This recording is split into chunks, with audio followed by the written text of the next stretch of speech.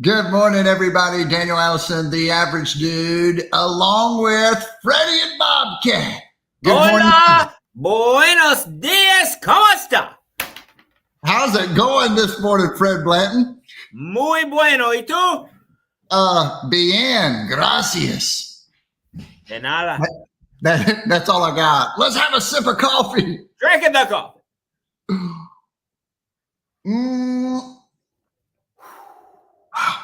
How is it this morning? Unbelievable. Is it? It is fantastic. I love that answer. What makes coffee so good after a long weekend? First day back at work. The grind has hit you in the face. What makes the coffee so delicious? I don't know. I think it's getting out there that the weather was a little cooler this morning. I had to look at what I wore, before we got out there. I put on the sweatshirt this morning. No pants, though. I did notice. No. You were back to the shorts. Listen, the last time I wore pants, I almost got into a fight with one of my friends out at the workout thing. So I said, I'm gonna leave the pants. I'm a little sensitive about my pants now. Good idea. Good idea. But good times out there, and it's football season. I love this time of year, Fred. It's the smell of the grass. It's the way the air feels. It's the cooler weather. It's everything about this time of year. Talk to me about how you feel about it. Well, that's as it starts cooling off and college football kicks off. There's this feeling. Everybody is, oh man, it's finally starting to cool off, and college football is starting. It just creates excitement in general. It does, and so it's a great time of year, and we've got a great group of passengers. If this is your first time on the show, this is John Gordon's Energy Bus into your work day. So no matter what you do, the most important thing you'll do today. Get your mind right. And I tell you what, Antarctic Mike, he knows what's up. Let's go, Mike. Good to see you. And then we've got Mr. Russ Hammond. Good morning, Russ. Ready to sell some shoes, Red Wing shoes, Spartanburg, South Carolina. Great to have you with us. And of course, DJ made it live this morning. I like to see it when DJ's live. So, I got a question for you. Yeah, talk to me. So, college football kicked off, and some people are upset. Their team lost. It's part of it. You had a long weekend. You go back to work. You're probably not super thrilled about it. Yeah. And I heard something this morning that I wanted to say and get your thoughts about it. Please. You ready? I'm ready. Nothing positive happens in negative town. Nothing positive happens in negative town. Absolutely. How many people will we run across today? One, they're upset they had to go back to work and they hate their job. Two, their team lost and they're so tied up in the identity of that football team, they're in a bad mood. Yes. So a complaining spirit, right? Like the first thing that I talked about, I found something in this day that I'm going to get excited about. I love this time of year. I'm looking out the window right now. I see the sprinklers going. The grass is still green. It's just a beautiful time of year. And whether you're at a job that you absolutely hate, you hate your job, it's a terrible situation, you didn't know, you got into it, you want to do something else, but why complain about it today? Right. What you should do is, if you're in that position, please reach out to one of us. That's right. Hey, I lost you there. What did you say, Fred? I lost you. If you're in that position, please reach out to one of us. Absolutely. Here's the thing. I love to find the silver lining. It's always there. Listen, the negative is always there. The positive is always there. Let's find the positive and keep it there. And that's what this is about. It doesn't make the negative go away. It means we are so focused on that positive that we can overcome the negative situation. And we do that every day. We do it every day. I want to get your opinion on this right here. Yeah. You like that? I do. Now here's why I brought it up. I don't normally buy things like this, Fred, but I'm going to the beach. We got our family beach trip later this month. Super excited about that. My brother absolutely loves this stuff right here. And yesterday I was in the Aldi and I don't even go over to this snack mix section, but I was in my section and there sat a bag of mustard pretzel snack mix. Now, what all is in this mix besides mustard pretzels? It's mustard pretzels, and some of these things I can't even identify, but they're fantastic. They're little like nuts. They're little like a salty type deal, right? So it's like it is a party in your mouth mustard pretzel mix. Could it be addictive? Incredibly addictive. And that was my point. I stood there and I looked at that pretzel bag and we just made eye contact. Cause see, I didn't go over to the section. I was in my section. I was in the healthy section, and somebody had decided to put that bag of mustard pretzel snack mix there in the healthy section. I picked it up. Okay. I picked it up. I bought it, and I'm gonna blame my brother for giving me a bad influence and putting it in my head again. But Have you opened the bag? I opened the bag last night. Did you open it on the way home, or did you wait till later? I got home, I opened it, and I knew it's even more dangerous. I've got it in the house now, and now I've opened it, and I took the first bite. Oh gosh! You know, 1 leads to 7, and 7 leads to about 19. It started out like I said, I'm just going to give myself really small portions. And so I just gave myself really small portions. And then I just had a lot more portions than normal, Yeah. because I slowed myself down.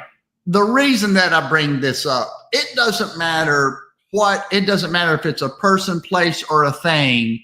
There is something in our life that makes us stumble. And if we're around that thing, if we're around that person, if we're around that substance, if we've got a drinking problem and we're hanging out at the bar, we're probably not going to fix that problem. And yeah.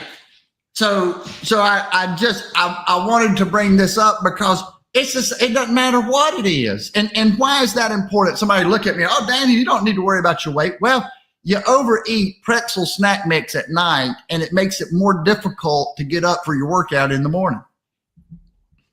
Absolutely. So balance in all things, and also controlling what's in our environment. That's what I was really thinking about with this. Removing the option to participate. That's right. There's a scripture, remove the thing that makes you stumble, right? Cut off your arm. If it's your left arm that's making you stumble, you're gonna have to do something, right? So you got to get rid of the thing that's hurting you. So that's what I had on that. And then I've got something else here for you. You got something to say? You know, I'm trying to take that into today. And let's say it's not mustard snack mix. It's somebody at your office, and every time you're around them, you get deflated. Yes. They are an energy vampire. That's How right. can you avoid those situations? Do you bring it up to somebody else? Could get you in trouble, could get some backlash, or do you figure out a way to avoid this person? You know, maybe it's timing, certain projects. What does somebody do? I think that's a great thing. So again, this can be a place that we need to avoid. We know that if we go to this place, these are the types of people that are going to be there. And if I'm around these people, then that's my pretzel mix. I don't need to be around them. Maybe it's a negative influence within your office workspace. Every time I'm around this person's a complainer. And when that person complains, it reminds me, if you find yourself in a bad mood or complaining about your job while you're at your job, whoever you're hanging out with ain't the right associate, right? Yeah. When you feel a certain way, should you go outside and smoke a couple cigarettes, take a shot of whiskey, and come back in? Would that help, you think?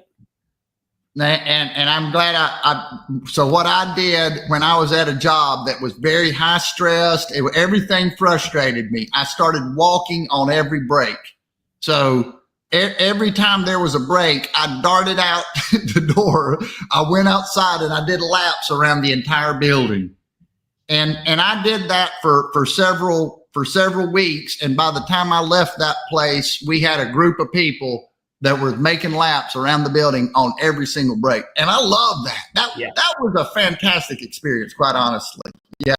So because of this, I was avoiding the pretzel snack mix of the negativity that would happen. What happened? Everybody go on break and then they complain about what we just did and what we're getting ready to do. I mean, it was painful. So it's happy Tuesday, Jacob. I think everybody's going to make that mistake today.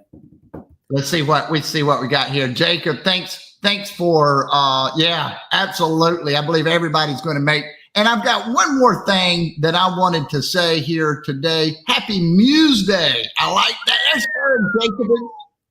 So creative. I know. Yes, cigarettes and whiskey on your break. It will help you vibe out the negativity. Ooh, yeah. Hey, he's gonna have to. Don't leave those substances around you either, right? I mean, whatever it is that's making you stumble or getting you out of balance. Here's the other thing. Let me ask you this. Don't wait for the wake-up call. You go out of town, do you get you a wake-up call at the hotel if it's a business deal? No. You don't need it.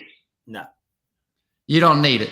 Now, if you've got a wake-up call, that's fantastic. But in life, very often we know if we keep doing what we are doing currently, we know where it's going to end up, right? We know the trajectory of our habits, our routines, and we can predict, well, if this keeps going, this is what's going to be. Now, at some point within that, you may get a scare of some sort, right? You may get a call from the doctor. Hey, if you don't start exercising, you've got a problem. Now, you already know that, but now you've got the wake-up call. The call from the doctor is a wake-up call. You got a problem. The whole idea, do something before you hear something, right, Fred? Yeah, absolutely. And this keeps you on your game. Have you ever had a wake-up call from one of your favorite customers, largest customers, biggest clients, whatever it may be for you? You may have been relaxing as their salesperson or contact, and next thing you know, they're flirting with another vendor. Hey, self-awareness will catch up quick, and you realize, ooh, I've been slipping. My fault. My bad. That's not a good wake-up call. If you've never had this happen to you before, I assure you, I have on LinkedIn, one of my better customers. I didn't know this was coming. He was, now I'm friends with the person that he's doing this with now. He was arm in arm with the other salesman closing a deal. It was the most painful image that I've ever looked at. And I love that. That's exactly right. The wake up call, man, you haven't been taking care of your people. You've been slipping. And now somebody has slid in and taken your customer, and it's going to be very hard to get that back. Yeah, I don't like that feeling of pulling up at a red light, and you look at somebody's truck, and you're like, oh, yeah, there's my customer. And then as they drive off, there's a different color machine on the back. Oh. You follow them all the way to the job, no matter if it's 2-3 hours away. Where did this go, bro? Exactly. Hey, that's when you've got to handle it the right way, right? That is a big deal. But I've been on calls before and looked at the sign-in sheet and seen where my competitor was there a long time. And Yeah, it's not a good feeling. Don't wait for the wake up call, folks. Don't wait for the wake up call. All right, Fred, final thought on this Tuesday. Hey, today's going to be tough, but remember, nothing positive happens in negative town. Not a thing. See you tomorrow live, 7:55. Get your mind right. Bye-bye.